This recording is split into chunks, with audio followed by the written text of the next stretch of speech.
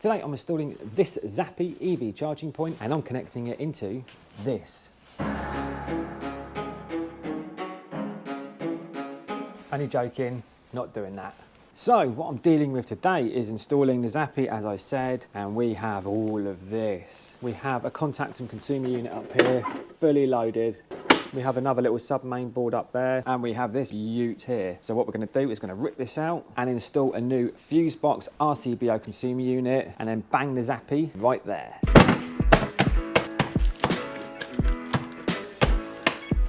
This is not sponsored by Electric World, but they're great suppliers. No affiliation with them. I just like recommending good companies.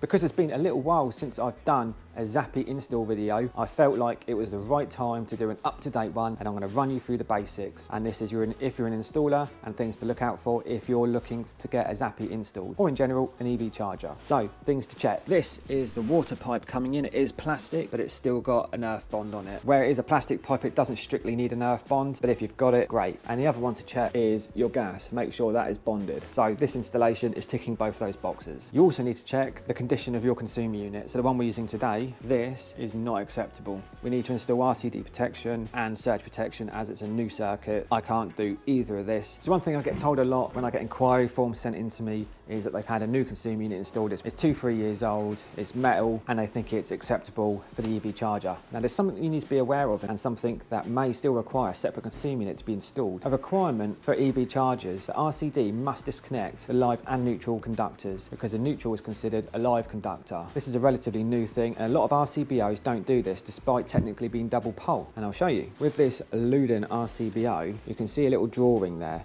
And what you should be able to see is the neutral doesn't disconnect, whereas the live conductor has got a little switch there, which shows the disconnection. So that is not acceptable. However, the fuse box, which is my current favourite, if you look on the side of that drawing, you can see that both the live and the neutrals disconnect. So this is suitable, and why I do recommend it. This is what we're dealing with today. Nothing too bad, to be honest. This is what I'd normally expect.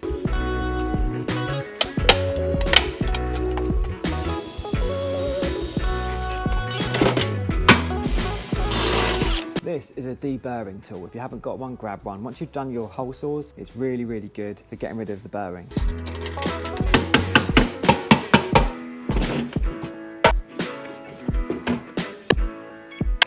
Oh, you're very kind. Thank you so much. Absolutely love clients like this. Tea, biscuits.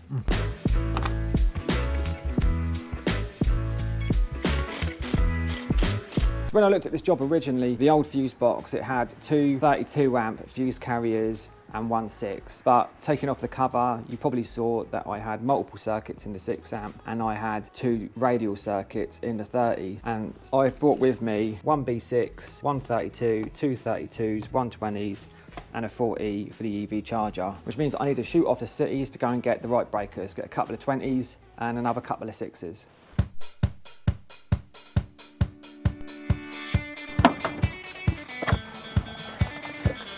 Cities do the nicest hot chocolate.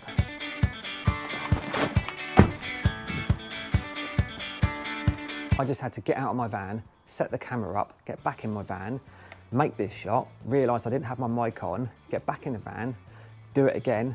Hope you appreciate the effort. Who says you need a degree in media studies, eh? Had to move my tool bench while I was out. So now we have 2 more 6s and a 20, so I can get this board done.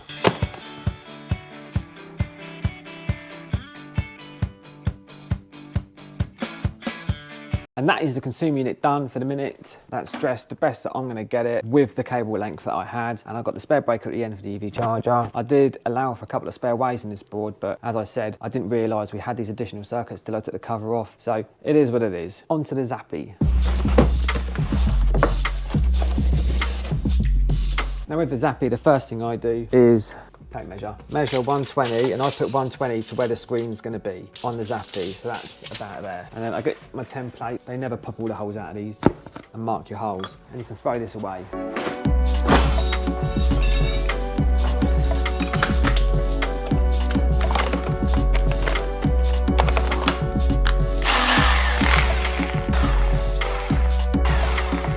And then in the box, ignore that bit, you get your CT clamp, fixings, that's what I want next, paperwork for the client, your cover, cable holder bit.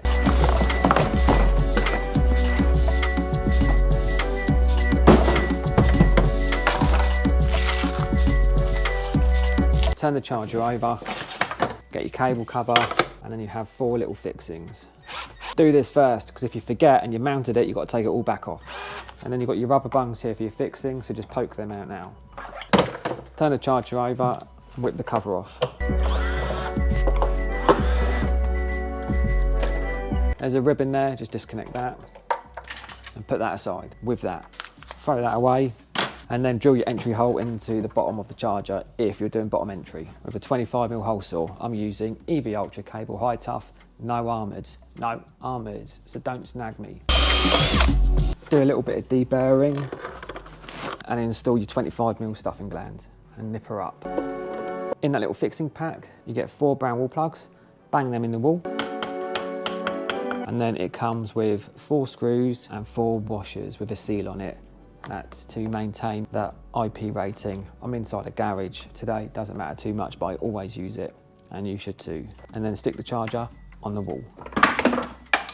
Drop the screwdriver.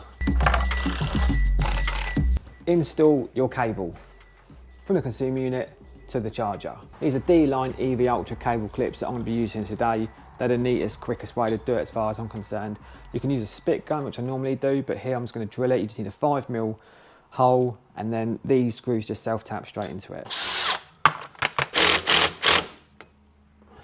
A few facts about the Zappi. First of all, if you're looking at getting an EV charger, the Zappi integrates really well with renewable energy, so it will integrate with solar and battery storage very well.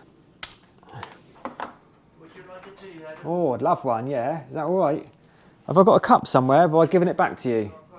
Oh, all right, thank you. Best client ever. So anyway, oh, my biscuits are gone. One thing to be mindful about though, is a lot of battery storage systems are DC, and the CTs for the ONLY Zappi don't integrate well with the DC battery storage systems, because the current transformers, the CTs, only work on AC coupled batteries. The whole battery system will still work with the Zappi, but to see it on the app, the battery system needs to be AC.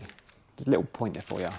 If you're thinking about getting solar in the future, I recommend getting a Zappi because it integrates the best with it, and it has the flexibility of using a device called the Harvey. What the Harvey does is that it can remotely talk to the Zappi if you can't get a cable from the Zappi to the cellular circuit. I always recommend installing EV Ultra cable, and what you get with this is an integrated Cat5. This can be used for the load management, as I'll show you on this job. We don't have solar here, but it comes with 4 pairs, 1 pair for the load management, another pair for battery storage, another pair for solar integration. Or if you haven't got battery and solar, you can use the rest of the cores to integrate a hardwired internet connection.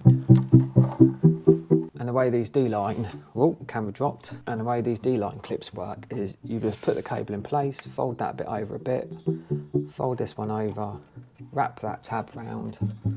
Job done, nice and secure, barely visible. Far better than cable cleats. Oh, God. Whew. This cable's not as flexible when it's cold, but we got there. Fresh tea and biscuits have arrived. And it started to rain. And I don't understand this. When it's clear blue sky, there's not even a cloud anywhere apart from there. Anyway, now I have my cable dressed in. I've got this end here and this end here. Gonna prepare them and then get the whole lot tested and put it all together. I'm going a long way round here. And one thing I like to do on all my cables that are stranded is install ferrules. I'll show you what they are if you don't know. So these are ferrules. People will argue with me that you don't need ferrules because this cable has solid stranded copper. But still, I know that when you pinch them up, they still do like split apart a bit. So the ferrules just give you a much better connection. It's personal preference. Let's not argue about it.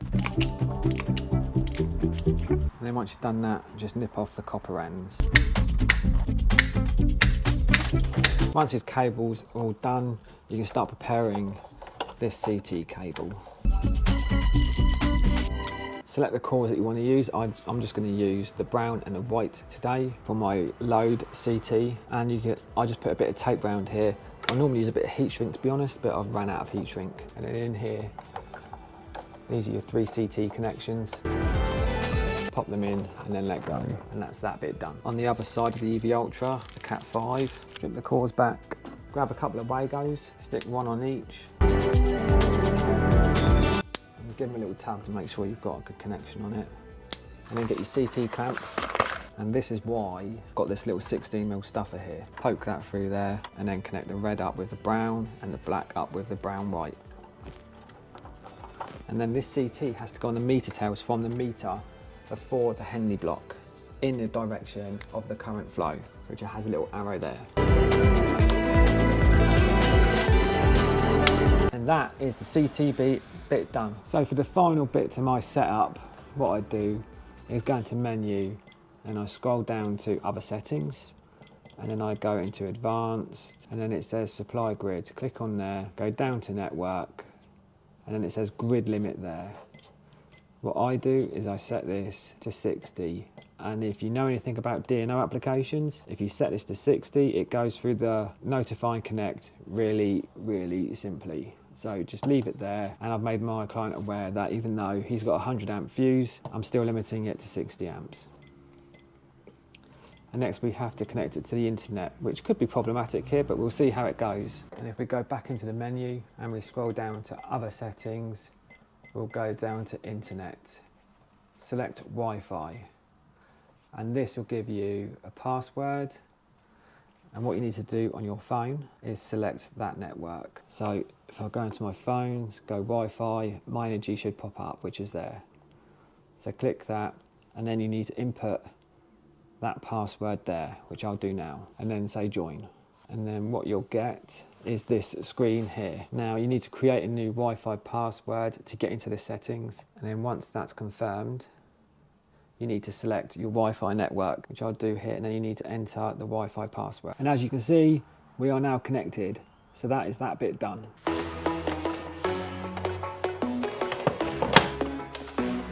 So the last thing that I need to do is download the app with my client, run through that, make sure he's happy with how it all works.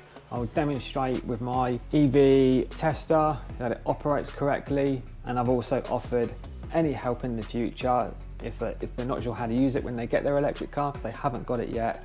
Just give me a call and I can run through everything with them. So that's the finished Zappi. Subscribe and like my channel.